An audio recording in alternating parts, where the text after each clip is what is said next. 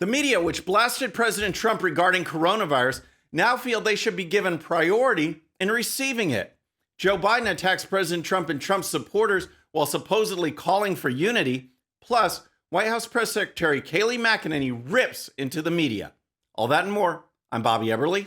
This is a 13-minute news hour. And God bless the United States of America.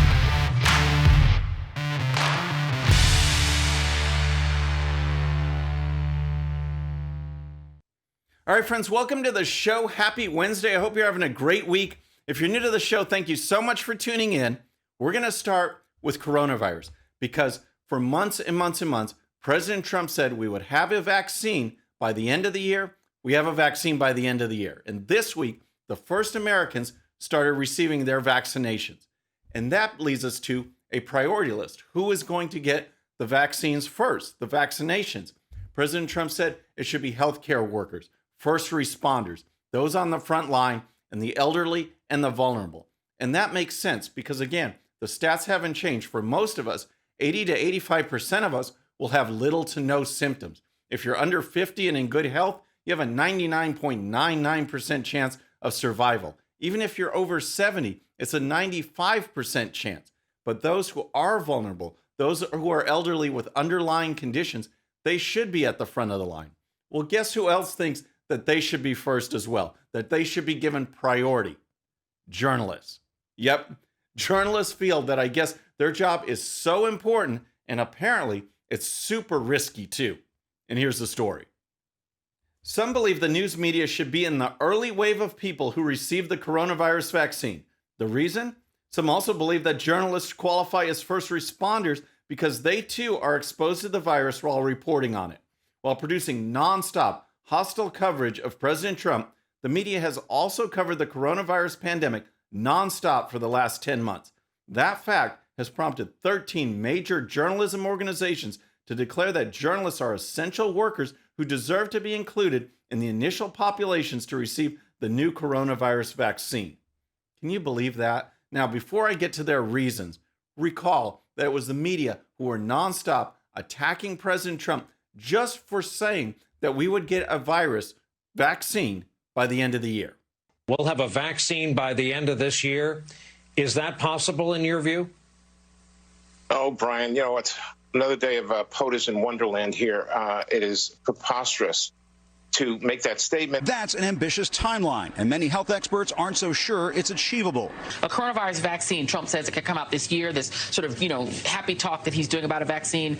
Experts say he'd need a miracle to be right. Here's the thing. You cannot talk yourself into a vaccine. The fastest a vaccine has ever been produced from start to finish is 5 years.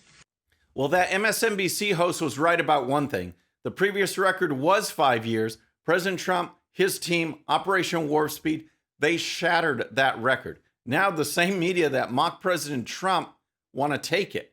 The same media that also cast doubts on the safety of the so-called Trump vaccine, they want to be first in line. And here's more. In times of crisis, journalists represent an even more critical lifeline to their communities. In the case of this enduring pandemic, journalists have taken an even more essential role, serving as the connective fabric for Americans who are isolated and physically separated from each other, and informing them of the constantly evolving risks in their individual communities. The organization wrote in a letter to Jose Romero, chairman of the CDC's Advisory Committee on Immunization Practices. Serving as the connective fabric for Americans.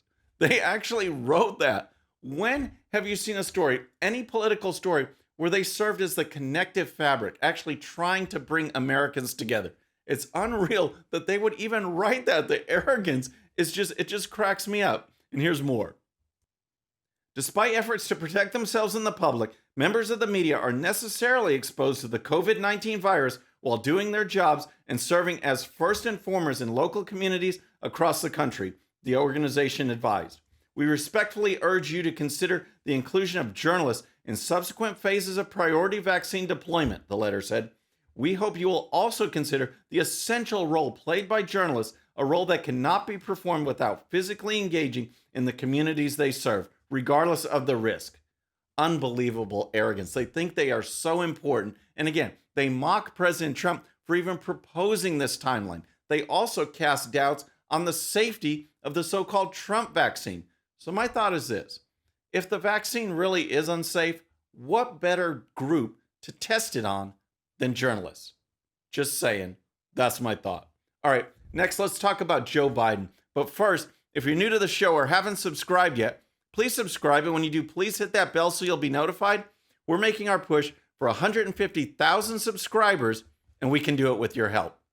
All right, Joe Biden came out of his basement, actually gave a speech this week, and that's because on Monday, the Electoral College met, and of those states, the certified slate of electors, they cast their votes, 306 for Biden, 232 for Trump. Now, other states, the battleground states, the contested states, also had the Republican slate of electors meet. They cast their votes for President Trump. So now there are slates of electors that will give either candidate the majority of the electoral votes to win the presidency. So that was important because as the testimony, as the evidence is presented, as court cases continue, but also these hearings in the state legislature, it gives a choice of what electors to take depending on where the evidence guides them. That could be determined in the state legislatures or in Congress. But in the meantime, Joe Biden came out. He gave a speech because, again, the media and Joe Biden, ever since Election Day, wanted this all wrapped up. They said, now we have to call for unity, which is outrageous considering that for 4 years, they've attacked President Trump. They've attacked conservatives. They suppressed information, media, big tech, Democrats, you name it, the skewed polling, all to push one side, a win at all cost mentality, and now they want us to be unified. Well, one thing, Joe Biden's speech did nothing to bring people together. Here's Joe Biden talking about those workers who volunteered to serve as election officials. They did their duty in the face of a pandemic, and then they could not and would not give credence to what they knew was not true. They knew this election was overseen by them, it was honest, it was free, and it was fair. They saw it with their own eyes, and they wouldn't be bullied into saying anything different. It was truly remarkable because so many of these patriotic Americans are subject to so much enormous political pressure, verbal abuse, and even threats of physical violence.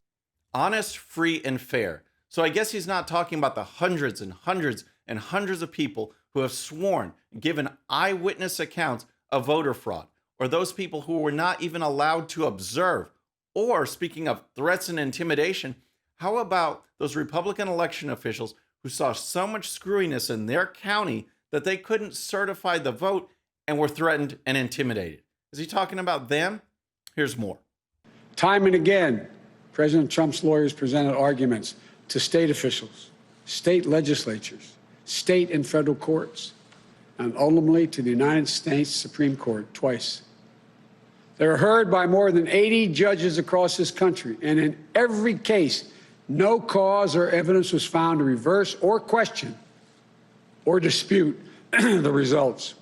Oh my gosh, and this is a unity speech. And folks, information is still coming out. There are still investigations going on. There's a Senate hearing this week in Michigan. The CEO of Dominion Voting Systems came forward to testify because the audit in the Michigan County found so much error in the Dominion voting machines. The information is still being gathered, still being presented. But that didn't stop Joe Biden from going on the attack. He talked about the Texas case and the states that joined Texas and the Republicans that joined in the effort before the Supreme Court. That's what he talked about. It's a position so extreme, we've never seen it before. A position that refused to respect the will of the people, refused to respect the rule of law, and refused to honor our Constitution. Thankfully, a unanimous Supreme Court immediately and completely rejected this effort. The court sent a clear signal to President Trump that there would be no part of an unprecedented assault on our democracy. So Joe Biden says that this action refused to honor the will of the American people, the rule of law, or the Constitution. Just think about that today.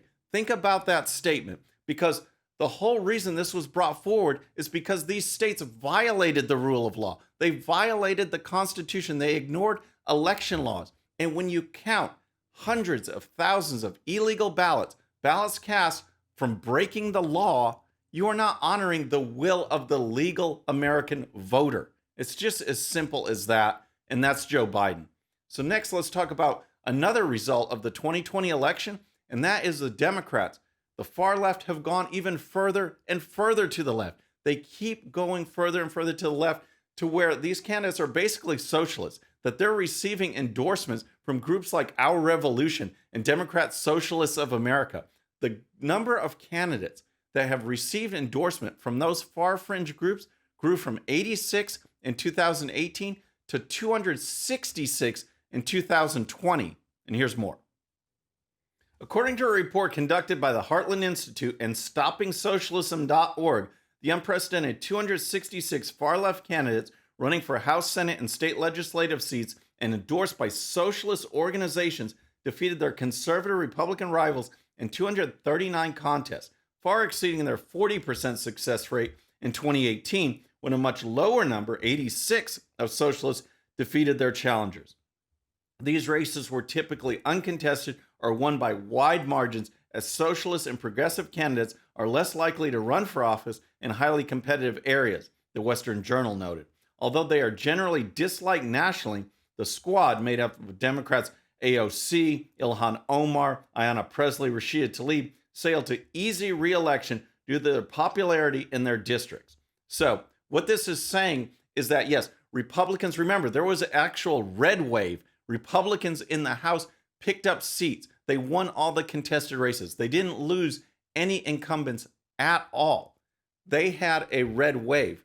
But those where the Democrats were successful, those candidates are getting further and further to the left, to the point of being endorsed by these far socialist groups. 86 candidates in 2018, 266 in 2020 is absolutely crazy.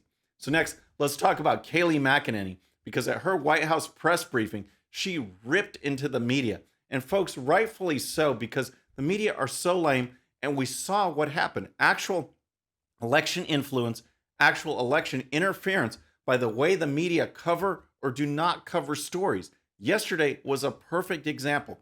This press briefing was brought together to talk about coronavirus, to talk about the success of Operation Warp Speed, to talk about the fact that this week Americans are getting the Pfizer vaccine. The first Americans are getting the vaccine before the end of the year, just like President Trump said.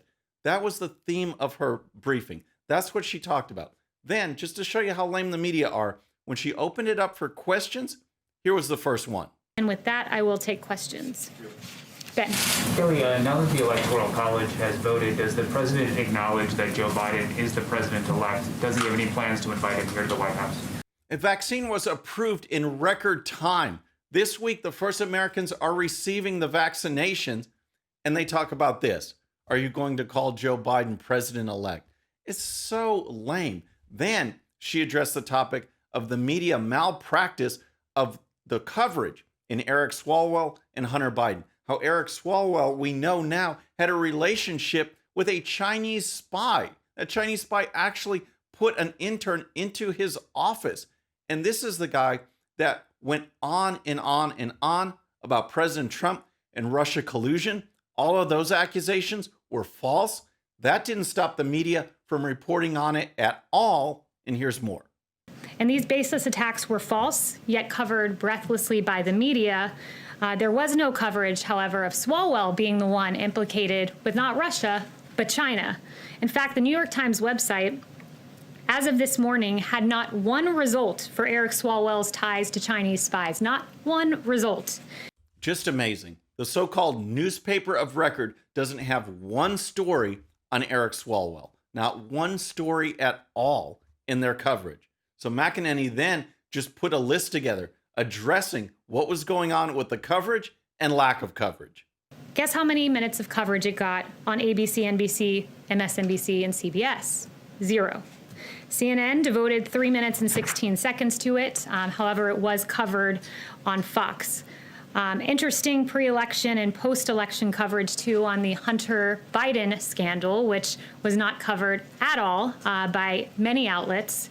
So tell me, how can we have free and fair elections, as Joe Biden claimed that we had, when we have a media that suppresses information, when big tech suppresses stories, whether it's Eric Swalwell not giving that the proper coverage, or Hunter Biden, where the story was buried, absolutely buried, to the point that you would be banned. You would actually be banned on social media for sharing it. A valid, legitimate news story, which is now being covered after the election. But you go back 2 months ago, you would be banned from sharing it. Think about that in the United States of America. That's what she's talking about, and that's what this represents. All of this is interfering and influencing the election. That's what the media, the Democrats, big tech are doing. We need to fight back. We need to do something about it. We need to keep on these folks so that this will not happen again. Folks, that's our show for today. I hope you enjoyed it. Please subscribe, and when you do, please hit that bell so you'll be notified, and we'll see you next time. I'm Bobby Eberle. This is a 13-minute news hour.